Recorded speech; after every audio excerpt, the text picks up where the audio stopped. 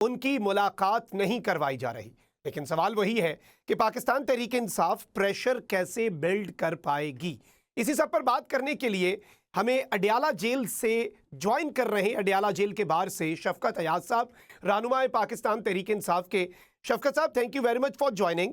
सबसे पहले तो ये बताइएगा, सुबह से आप लोग वहां पर मौजूद हैं, आज भी मुलाकात नहीं करने दी गई, क्या वजह बताई जा रही है?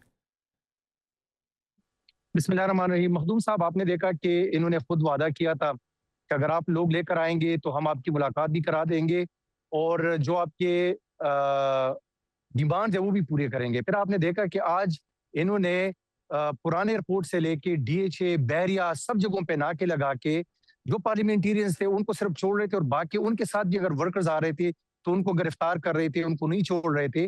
फिर भी आज यहाँ पे इतने लोग आए हैं, तकरीबन काफी तादाद में आए हैं, जो नॉर्मली लोग आते हैं उससे ज्यादा। लेकिन इसके बावजूद जो है खान साहब की बहनों की मुलाकात नहीं कराई गई है।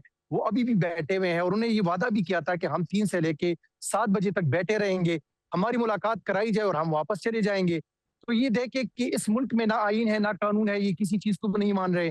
राना सनाउल्लाह साहब ने वादा किया था, हम उनको सिर्फ ये कहना चाहते हैं कि आप आए हमारे साथ, हम आपको अपने गाड़ियों और अपने काफले से आगे बिठा देते हैं, आपके पीछे पीछे आएंगे और आप देख ले कि कितने वर्कर्स और कितने लोग यहाँ पे आने की कोशिश करते हैं और फिर आपका इंतजामिया, आपकी पुलिस उन वर्कर्स के खिलाफ कैसा क्रैकडाउन करती है, ताकि आपको पता चल जाए कि इस मुल्क में किस तरह की जो है ना चीजें हो रही है और आपकी पुलिस क्या कर रही है। ठीक हो गया। अच्छा शफकत साहब, ज़ाहिरी बात है कि मुलाकात आज भी नहीं होनी थी, यही एक्सपेक्ट किया जा रहा था। और इस हवाले से पाकिस्तान तहरीक इंसाफ का कारकुन भी काफ़ी नाला रहता है कि पीटीआई की लीडरशिप वो प्रेशर नहीं बिल्ड कर पा रही।